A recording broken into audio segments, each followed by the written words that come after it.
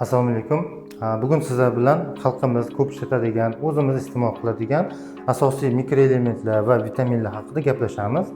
Bu ko'rsatuvdan asosiy maqsadimiz bizada bu vitaminlarni o'zi yoki mikroelementlarni ichish kerakmi, kerak emasligi, agar kerak bo'lsa qaysi vaqtlarda ichish kerakligi va uchinchisi esa bularni tekshiruv orqali ichish kerakmi degan savollarga javob olish.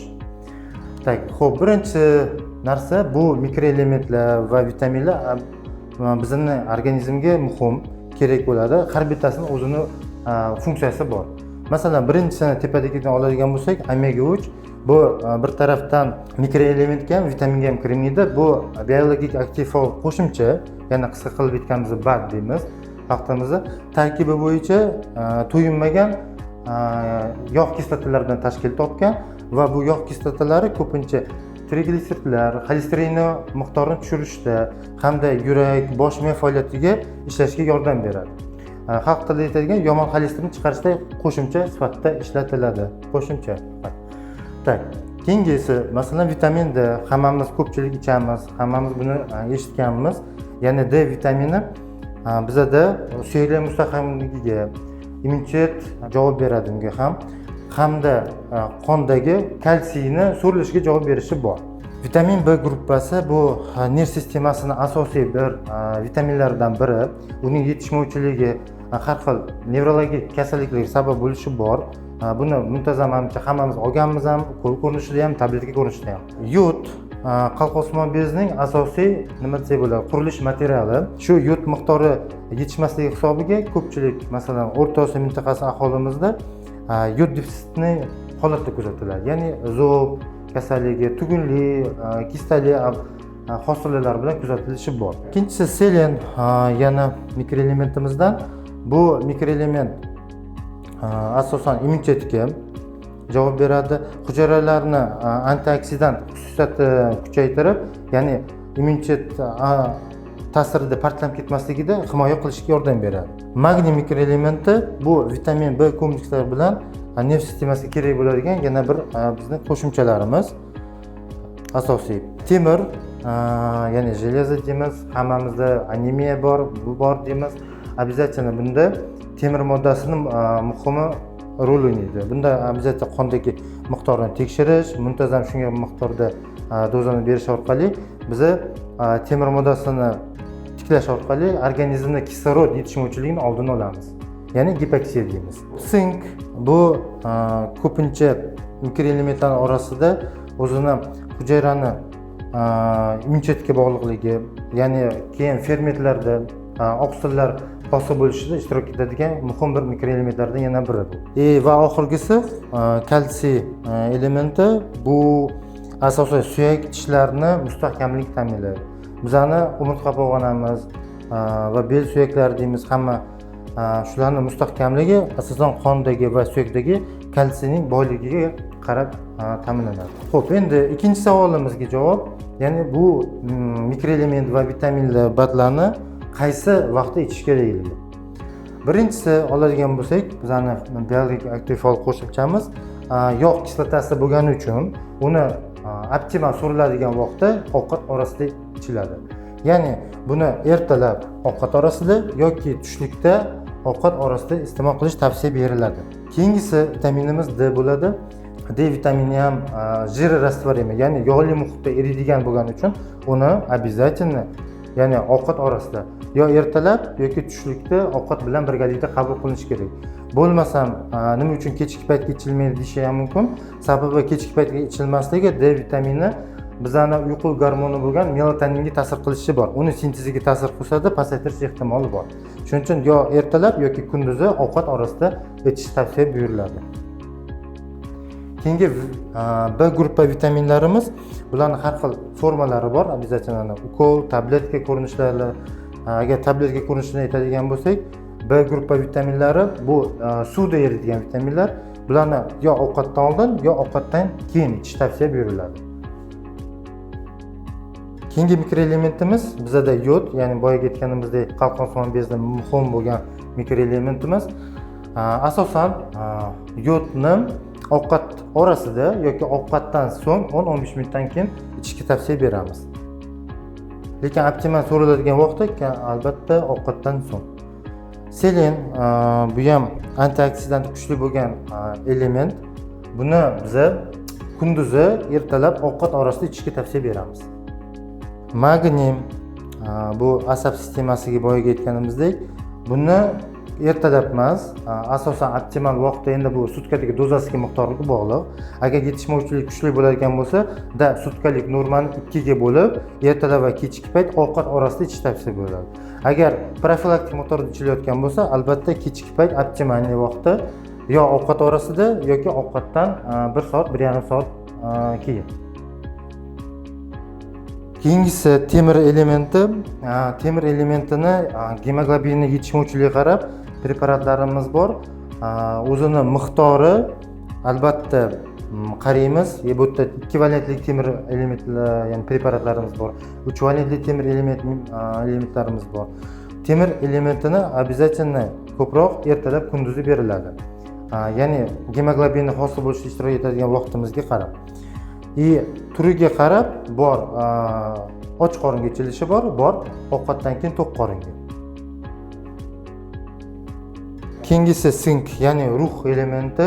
Boyaga aytganimizdek, hujayralar mustahkamligi, immunitetga, oqsillar sintezida ishtirok etadigan yana bitta element. Buni asosiysi ichiladigan vaqti kechki payt ovqat orasida. Va oxirgisi pastdagi bu kalsiy elementimiz. Bu mikroelementni so'rilish uchun bitta o'zi emas, ya'ni yoniga vitamin D qo'shilsa, albatta so'rilishi, uni qabul qilish organizmi kuchayadi. Sutkadagi dozasi masalan 500 dozadan 1000 dozagacha qabul qilingan bo'lsa, o'rtacha 900 deb olinadi. Bu kalsiy elementni biz tavsiya beramiz kechki ovqat orasida yoki ovqatdan 2 soatdan keyin. Albatta bu mikroelementlarning hammasini birgalikda bitta vaqtda ichish tavsiya etilmaydi. Masalan, magniy elementini agar kunda va kechki payt 2 mahal ichilayotgan bo'lsa, ularning orasida temir, sink, ya'ni ruh va kalsiy elementlari bo'lishi tavsiya berilmaydi. Sababi bu boshqa 3 ta element magniyga so'rilishiga ta'sir ko'rsatishi mumkin. Ya'ni siz preparat qabul qilasiz, lekin organizm uni o'zlashtira olmaydi. Bu mana shunaqa holatlar kuzatilishi mumkin. Xuddi shu narsa temirda ham, ruh va kalsiylarda shu 4 ta mikroelementning bir-biriga nisbati bor. Yana temir, sink so'rilishida sut mahsulotlari hamda kofe mahsulotlari iste'mol qilmaslik tavsiya beriladi. Ya'ni qondagi miqdorini yaxshi o'zlashtirish uchun va dori preparatdan sizda effekt, ya'ni ko'rinish maqsadida. Xo'p, 3-savolimiz. Bu yerda shu mikroelement va vitaminlarni asosiy nazorat ostida ichish kerakmi, tekshiruv bilan ichish shartmi degan narsa. Shundan borib aptekadan borib ichsak bo'ladimi degan savollar tug'iladi odamda. Обязательно tekshiruv nazorati ostida ichish kerak, ya'ni vrach nazorati ostida. Baribir bu barcha mikroelement va vitaminlarni shifokor nazoratida ichish tavsiya buyuramiz. Sabab qo'shimcha kasalliklar, yondosh kasalliklarni hisobga olib, bemorni ya'ni holatini hisobga olib tavsiya buyuriladi. Bunisi kerak yoki kerak emasligi vaqtda обязательно. Masalan, tekshiruv kerak bo'lganlari bu vitamin D, vitamin B, albatta yod va temir va qondagi kalsiy element va vitaminlarni qondagi tekshiruv nazorati ostida ichilishi kerak. Uni o'z xohlaganingizcha miqdorida yoki muddati bo'yicha o'zingiz aniqlay olmaysiz, chunki buni vrach shifokoringiz aniqlab beradi. D vitaminini ko'p eshitganmiz. Buni asosiy dozalari hamma biladi, ya'ni 1000, 2000, 5000, 10000, ya'ni haftada bir marta ichiladigan 50000 dozalari bor. Bu dozalar nima uchun shunaqa har xil dozada chiqqan? Sabab chunki organizm yetishmovchiligiga qarab biz optimal ko'tarishimiz uchun bo'lgan muddatni o'rtacha hisobga olib doza beramiz. Ya'ni umeriy defitsit bo'lsa, sal standart dozadan biroz ko'proq, ya'ni 5000, 10000 doza bo'lishi mumkin. Umeriy bo'lsa 10000 dozada berishimiz bor. Kuchli yetishmovchilik bo'ladigan bo'lsa, haftada bir marta ichiladigan shu 50000 dozali tabletkalarimiz bor. bularni xohlagancha ichilmaydi. Albatta ichib bo'lgandan keyin kontrol kerak qondagi.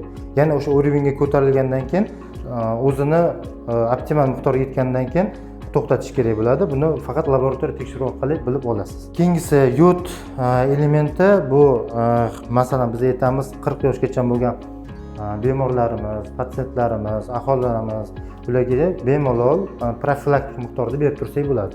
Lekin muntazam emas. Ya'ni to'xtovsiz bo'lish kerak emas. Pererif bilan 1 oy, 2 oy, 3 oy ichilib, yana 6 oy yoki 1 yil dam olish kerak.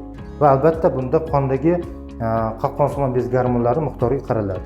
Va yoshni bekorga aytganim yo'q, chunki 40 yoshdan keyin yod elementining boshqa ta'sir bo'lishi ehtimoli ham bor.